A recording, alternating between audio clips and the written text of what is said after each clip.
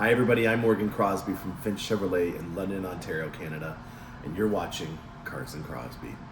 We have a very informative episode for you today. We have builds that I have designed that I'm going to share with you guys today. I'm preparing to go down to the Corvette Caravan. I've got my loot bag for our Ontario Corvette Caravan leg here, and we're going to unwrap it. And we're going to just talk about a lot of things that are informative going on in the Corvette world today, starting right now.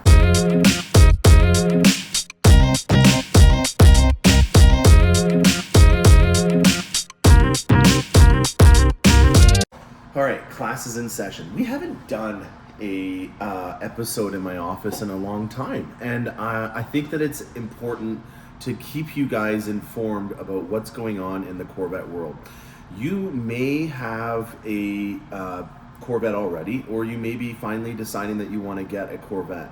I'm hoping that the magic of Google will allow you to find this video and give you a proper, up-to-date, informative situation of what's going on. I got a little tongue-tied there. Sorry, guys. I am a Corvette dealer. I pride myself on being a very well-versed, all-inclusive Corvette experience creator. And I want to make sure that if I can help you guys out, even if you don't buy from me, that there's maybe a little bit of information that you can pick up and then use towards your Corvette purchasing experience. I work in London, Ontario, Canada. We can sell vehicles anywhere in the province for the most part. I do sometimes deliver outside of the province. I have an enclosed car hauler, and I will bring the Corvette to you.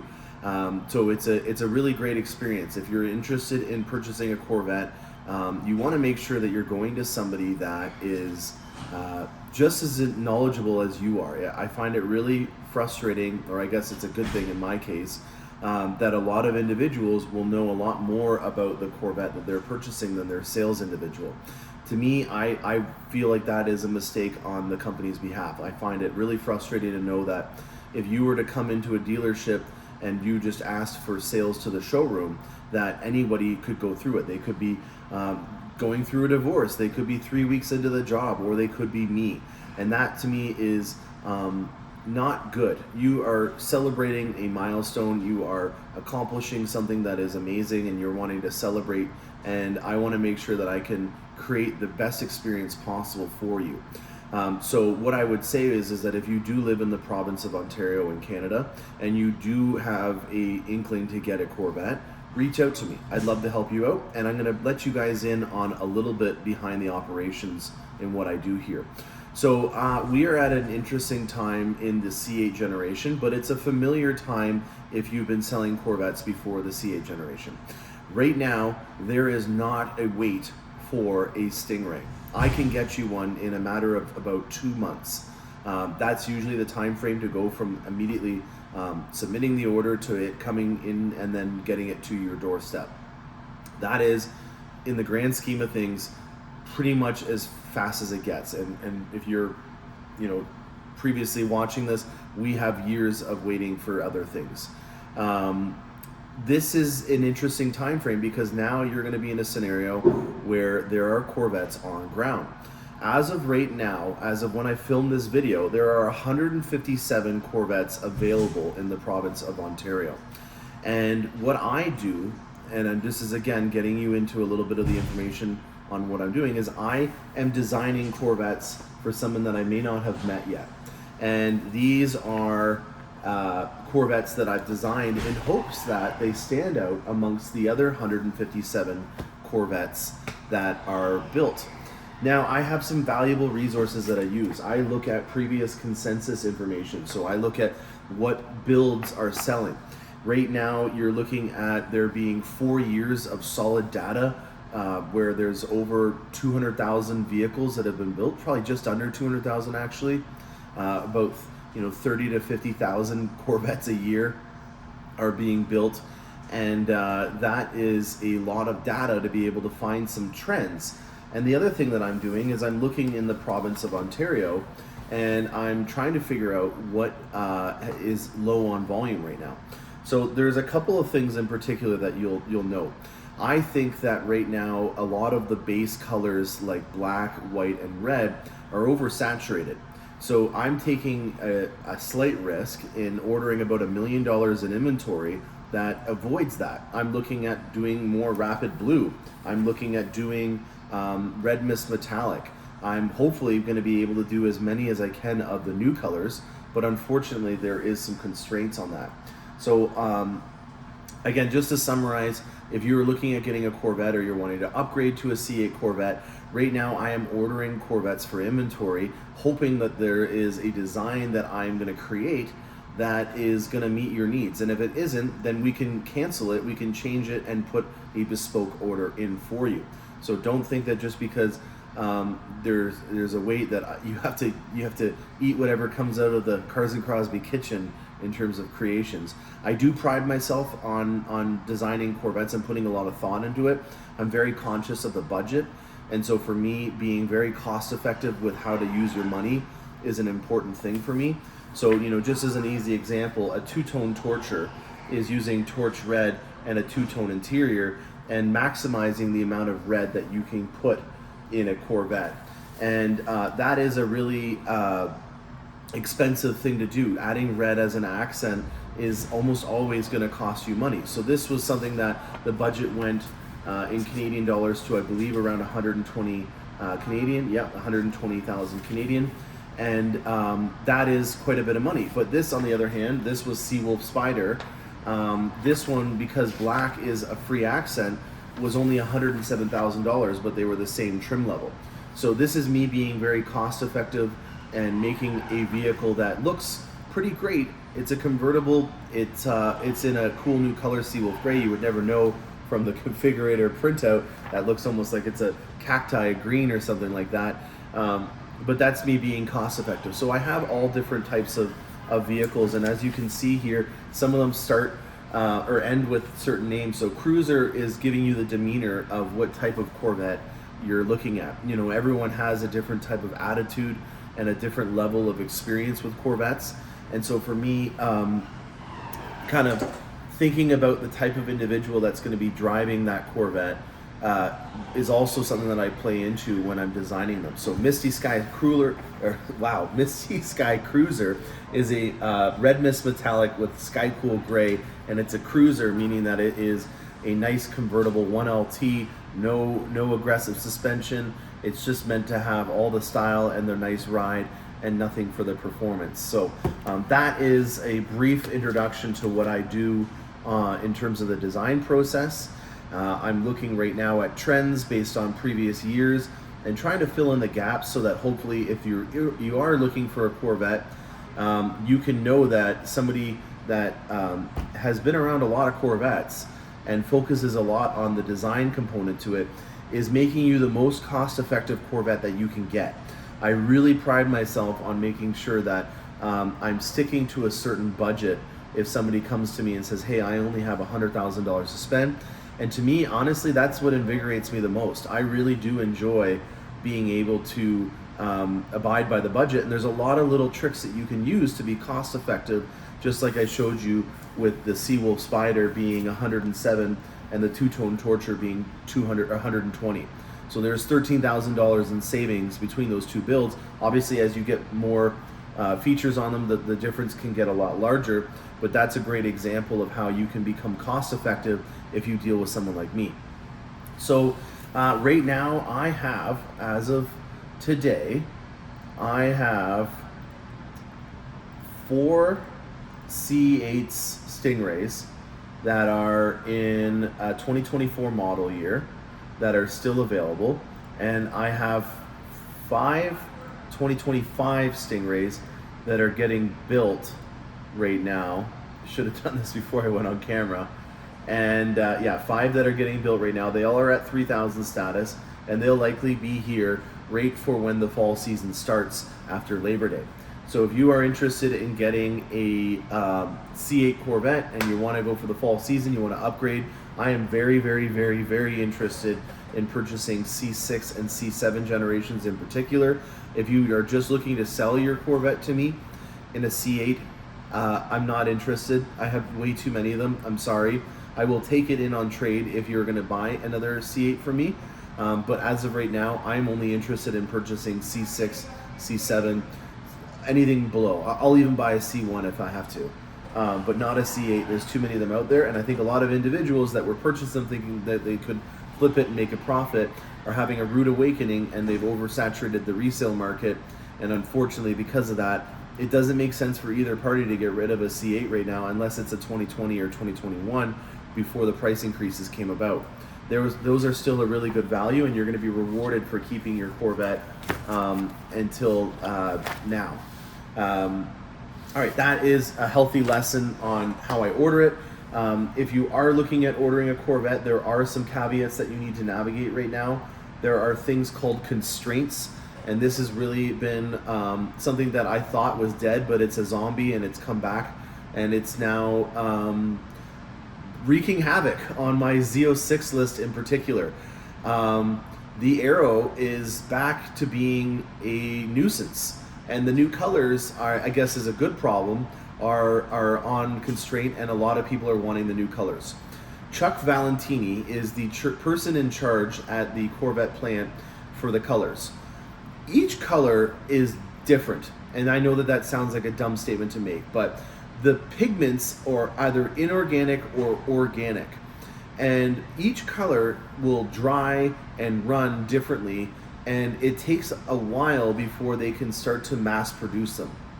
Our paint plant was about $350 million in upgrades back in 2017. They started, and then they finished it right at the tail end of the C7 generation. And this paint shop is state of the art. It is remarkable. They do an amazing job. We can now do paint jobs where they change colors after each individual Corvette, so we no longer do batches of 15 like we used to do in the old paint shop. But what is the issue is that when you are painting these Corvettes, there is no margin for error, and you need to make sure that they're perfect. And each color, until you can get mass producing it and having it on the line at full speed, will behave differently because of how the line works. So the line literally is running and it's moving, and it's about 7 kilometers per hour, I believe, is the rate. That's about 186 to 189 a day if it's running at a proper speed. And the speed of the line is obviously going to have an effect on the paint because the paint is drying as it comes out of the shop. It takes about 3 days to build a Corvette from start to finish, and in that time frame, each paint behaves differently. So you have inorganic and organic compounds. Each paint is different. I can't remember them all off the top of my head, but all you need to know is that the characteristics of these paints are different, and until they can figure them out, they stifle the amount of allocation for those paint colors. So we have seen that on Hysteria, we have seen that on Competition Yellow and Sebring Orange. I would suspect that Sebring Orange is going to be the first one to get unbridled access because we've already had Sebring Orange for a number of years. This was the color that was from our ZR18 days in the C7. It is a really great color. I'm happy to see it back, but they already have a lot of experience with it because they would have had Sebring Orange in the new shop because it was a color available in 2019 and also on the C8 in 2020, I believe. It's been on the C8 before, so they're just bringing it back. The Hysteria color is really, in my opinion, going to be an underrated color. I get Black Rose Metallic vibes. I get Zeus Bronze vibes, where I feel like it was underrated. People maybe thought, you know what, I don't want to risk it and do this for my color, but I really do think you should take some serious consideration into Hysteria because I think it's going to be a winner. Competition Yellow has been a big issue for me. I have, I think, 4 people now that are lined up on the top of my Z06 list that want Competition Yellow. We have not had a Corvette in the traditional racing spec yellow for 5-6 years now, and there's a backlog of individuals that were not willing to do it with Accelerate Yellow and are now wanting to do it. So I guess the interesting to note if you are on my Z06 list is that I will be calling people if they continue to have this constraint and asking you if you want to get your Corvette. You're not likely going to have that opportunity come about once the Sebring Orange, the Competition Yellow becomes available, because then I'll have probably a couple months worth of people on the list that are going to want to get it, and they're already in the front and they were deferring, so you can understand the logic there. E-Rays, I'm very happy to report that I did get a competition yellow allocation, one of, I believe, 2 or 3 in the country. I think it was 3, and I did get a 1-of-1 Hysteria as well. So one Hysteria to the country, and we got it.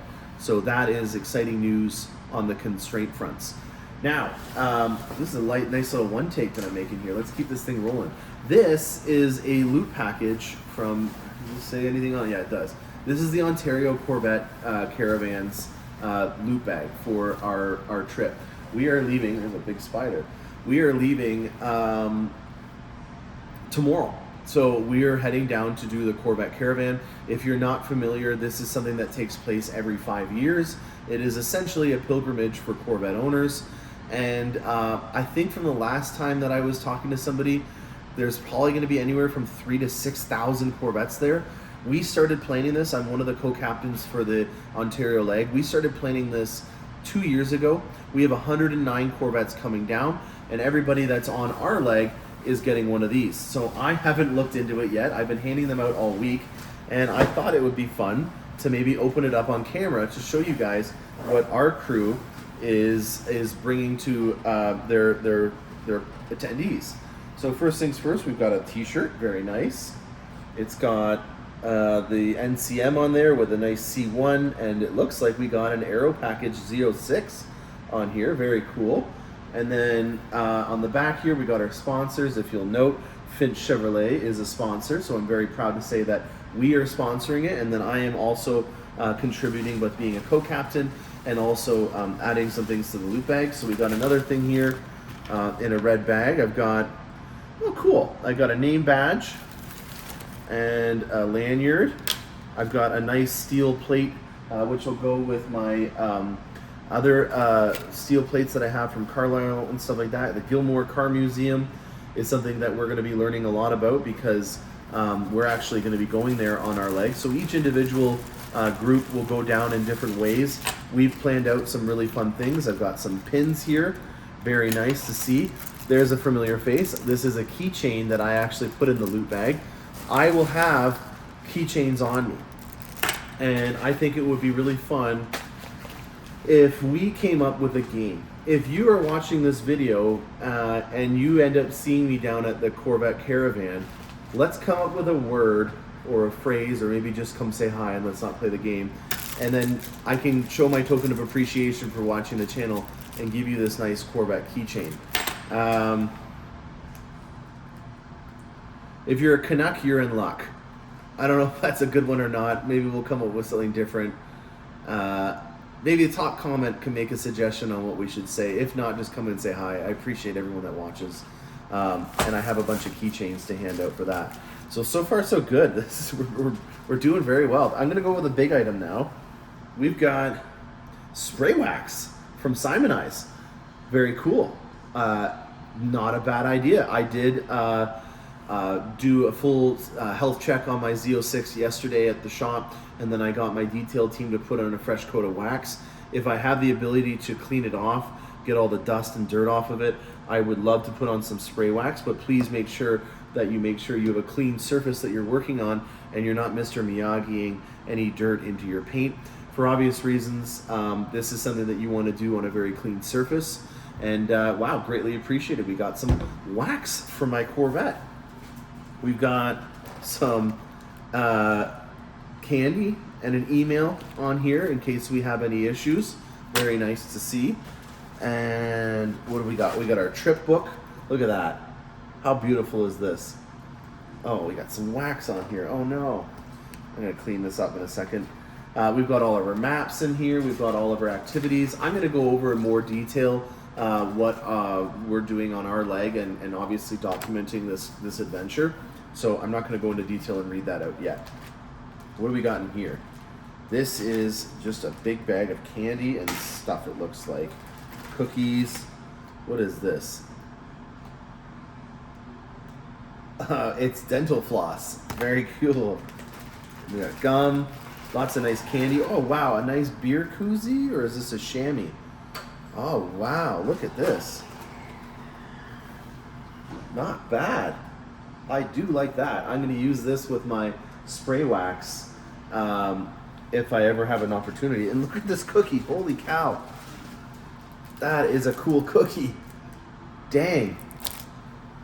I tell you, we did really well here. We got another nice little addition thanks to Cars and Crosby. We got some lemongrass scented hand sanitizer. Thought that that would be a convenient thing. And then I got a nice bag of Miss Vicky's, some kettle chips. Not a bad spread. What have we got in here? Some wipes, emery board, very cool to do my nails on the way, and a beautiful thing of Kleenex. There's some very thoughtful things in here. This is also in a cooler bag as well, so functional in terms of having a loot bag that's a cooler in case we get some items that are perishable along the way. Very nice. So that is our loot bag from our Ontario leg of the Corvette Caravan. We are leaving on Sunday, and we are heading on our way down. We're going to go to Frankenmuth, and then we're going to go to Indiana, and then from there we're going to Kentucky. I'm going to document the whole thing obviously for you guys, and yeah, I think that this has been a hot one-take episode that I'm going to quickly upload before I head away, and I hope you guys enjoy it. So let's just summarize everything here. If you are looking at getting a Corvette, I am your guy. I would love to help you out regardless if you live in Ontario or not.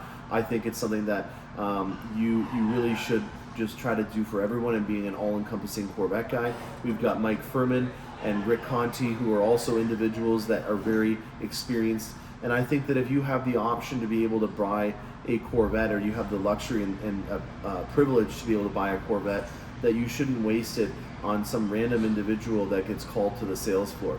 You should focus on the fact that we are no longer a traditional, dealership model where you can just go in and they'll help you out. It is something special. So make sure that you go to a specialist. If you asked me the infinite details of what our Chevy Trax is, I would say I would have some limited information about it, but I'm not going to know everything. So purchase a vehicle accordingly. I have inventory available. If you're interested in buying something that I've built personally, reach out to me and I'd love to help you out. If you're interested in taking part in a Corvette adventure, there are plenty of things that you can do.